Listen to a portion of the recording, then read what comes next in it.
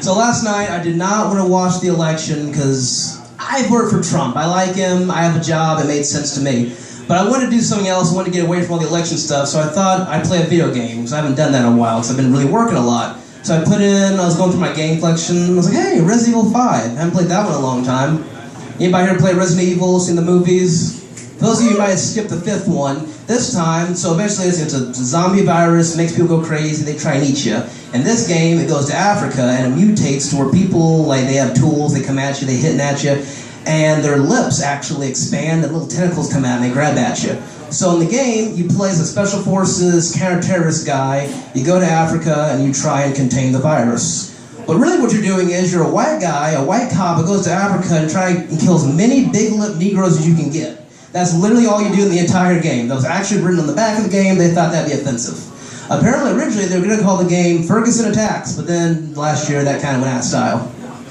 Apparently, the cops do use that game as a training video, because apparently that's all they've been doing down there.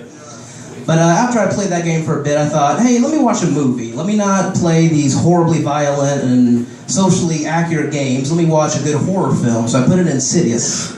I love Insidious. That one is terrifying. Anybody not see Insidious? So basically what that one's about is a little boy, he can astral project, and when he does, spirits try to invade his body. So it's a little boy who goes to sleep, he can't wake up, and a creepy old guy dressed like a woman tries to invade his body, which sounds like Bill Cosby and Michael Jackson are teaming up or something. So after that was over, I was kind of in the movie mood, I thought, hey, let me put in The Purge. The Purge was freaking bad. So for 12 hours, all crime is legal, which might be coming up soon for 2017 at this rate we're going.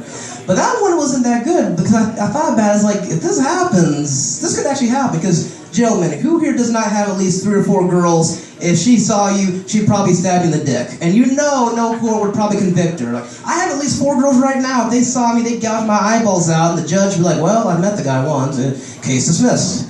And that'd be a really good legal defense. Sir, did you kill this man? No, I legally didn't. Oh, did you purge that man? Yes, I did. Legally out of the clear. Can you imagine that going into work Monday, like, hey, Bob, where's Todd? Todd's dead, actually. I'll be honest. I couldn't stand him, and I shot him in the face. So what's for lunch? Like, that's a week you would definitely stay on your in-laws' good side. You know, that would be an awkward Thanksgiving. Where's Jim? Well, I bought a new 12 gauge, had to try it out. And legally, there's nothing you could do. It'd be a really awkward life. So after I finished watching movies, I thought I went to the mall. And I was at the mall, and I was walking around, I was actually getting some new protein powder, and I saw this guy there, and he was pushing his little son in a wheelchair. Cute little fella, probably 4 or 5, but the kid wouldn't shut up, and I was really into the protein, but he just kept talking and pointing to stuff he wanted. Dad, I want this, Dad, I want that, Dad, I can't walk. Just wouldn't stop talking. I'm like, dude, I'm here for the protein. And I realized something then and there. You can never really discipline a kid in a wheelchair, can you? There's nothing you can say or do to a kid who can't walk to, you know, like when you put the fruity pebbles on the top of the fridge, put like a spoke in his wheel so he can't move. There's nothing you can do. Like, he could be like, Dad, Mom says you have a small dick and she wants to leave you. And all you can say is, son, you're so brave. Look at the way you talk back to me. Oh, God, I hope you make it to 50. Speaking of retarded kids, we're on the subject. I was driving by Bellevue recently, Bellevue East, and I saw like a bus and a bunch of kids were getting off. You ever notice how the special needs kids are kind of short? Like I saw one of them, I'm not making fun of him, well, kind of. He was about 4'1", his regular friends were like 5 foot tall. It's almost like his legs were as short as the bus he should be taking to school. Oh, that was mean. No, that was mean. Well, I'll tell you this much, a special needs kid actually messed up my last bowling adventure. And I call it an adventure because I went to a bowling alley recently in Bellevue called Leopard Lanes. Anybody ever been to that one?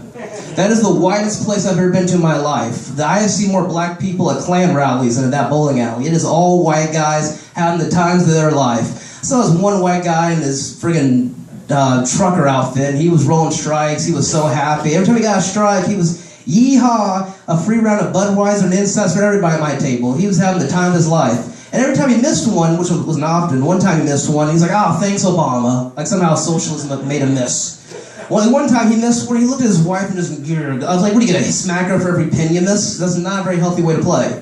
But as I was playing with my girlfriend, she scored 65. I'm like, oh, I can beat her. I got a 51. I was horrible that game. I went home depressed and upset, and I saw an article on Google News. It was about a program where they take special needs kids out to do stuff. They took them bowling. I'm like, okay, all right, I'm about to feel better about myself here in a weird way. So I looked at the list. The average kid scored an 81. These retarded kids are amazing. I got to figure out what they're doing. Whatever their parents are smoking, I need to get that. Because now whenever my friends say, hey man, you bowled a retarded kid, I got to say, you know, funny story, I don't actually.